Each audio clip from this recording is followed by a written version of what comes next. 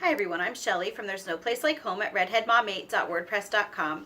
Today I'm going to be answering a question that I hear an awful lot, and that is, do I really have to teach my kids for 5 hours a day?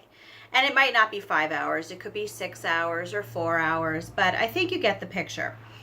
A lot of people have the impression that when you homeschool, that means that the parent that is doing the homeschooling has to be standing with their children for the entire period and either lecturing them or providing them with some sort of paperwork that they have to do, and that this really takes a long time. And it's just not true. And first of all, I do want to touch on the fact that every state has different homeschooling laws. And a lot of states will have a specific amount of hours that they want you to teach, either each hour or each day.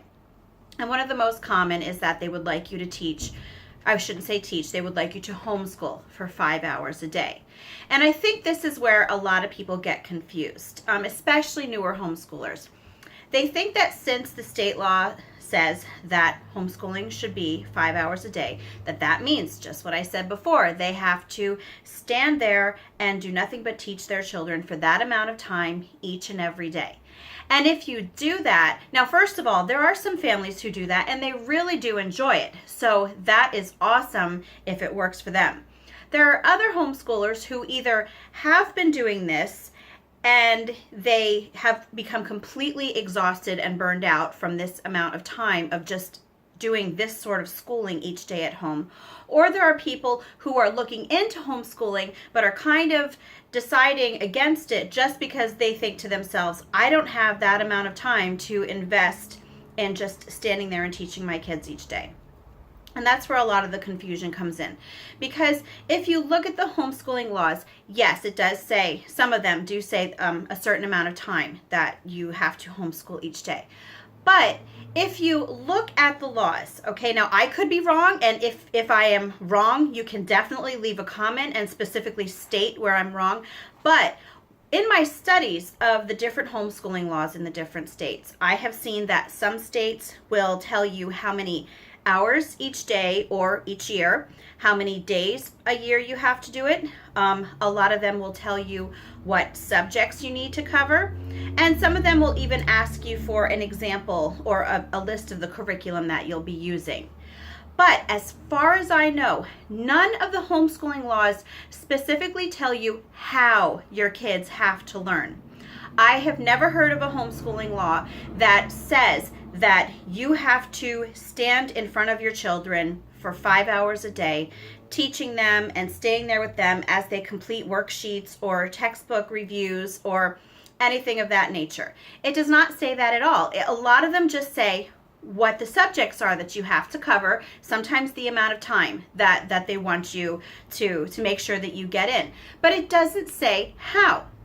So what I'm going to talk to you about today is that you don't need to teach for 5 hours a day. As I said earlier, unless you like to, if you enjoy that and if it works for your kids, then of course continue what you're doing. But you don't have to. And I have actually said this all the time, that kids really learn better when they're doing things that they are interested in. So you don't have to be spoon feeding them their education every single day. You can give them little tastes of what you'd like them to know about. You can introduce them to things. You can be a guide. But that does not mean that you cannot count the rest of the things that they're doing throughout the day as being educational.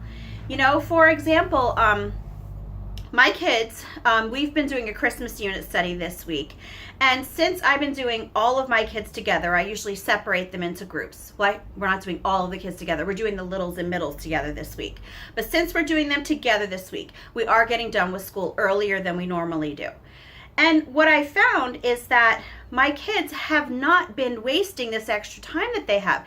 They have been doing so many things. You know, they have been making doll houses. They have been using recyclables to build little machines. My 10-year-old built a little coffee pot, and my 13-year-old built like her own little cup for her 7-year-old sister that has like a lid and you put a straw in it. And all of these little ingenious inventions that my kids have been coming up with, they've been making paper dolls. They've been playing games.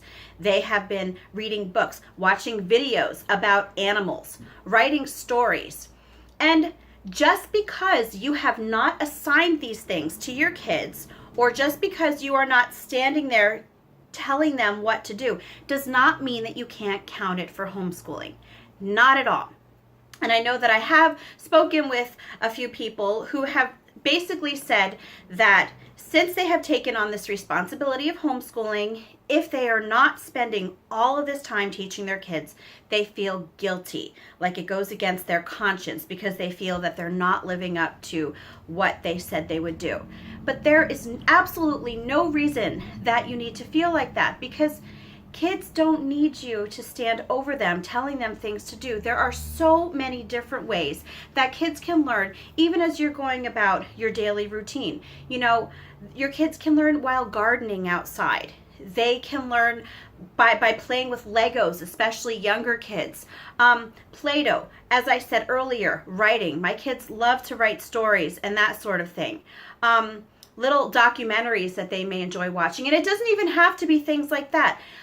Your kids are absorbing so much of how the world works around them that I honestly believe that that is a more effective way for a lot of kids to learn than by saying to them, okay, open up your social studies book to chapter 2, read the chapter, and then I want you to do the section review at the end.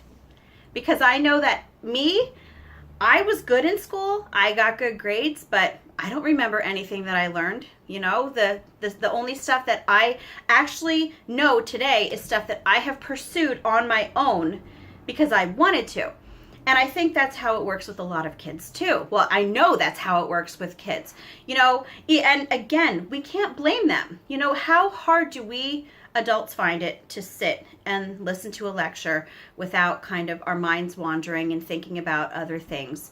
And yet we think that that's how we have to teach our kids each day. And you don't have to teach your kids that way each day.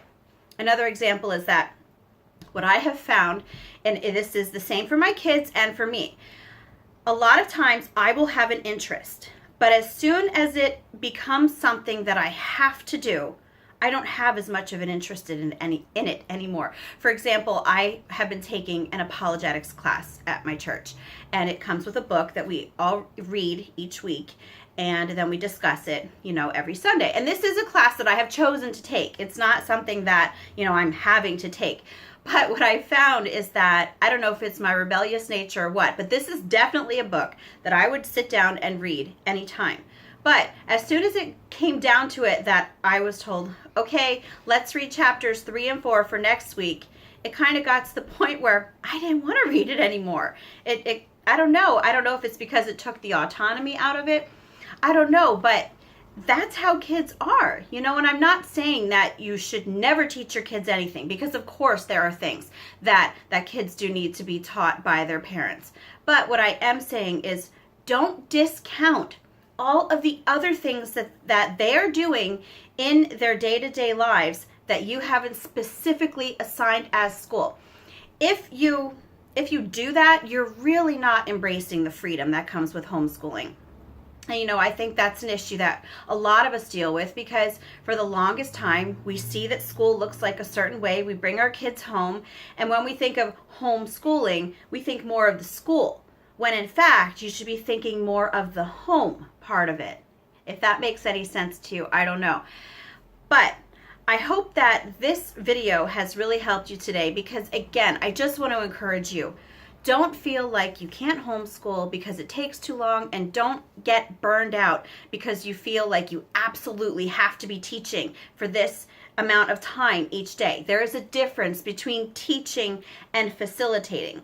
And you know, I live in Pennsylvania, and I'm called the home education facilitator, okay? And a facilitator is someone who provides opportunities for learning. It does not necessarily mean that I am standing in front of my child lecturing them. So that's all that I have for today. If you have any comments or questions, just leave it at the bottom. If you like this video, give it a thumbs up, and I hope you have a great day.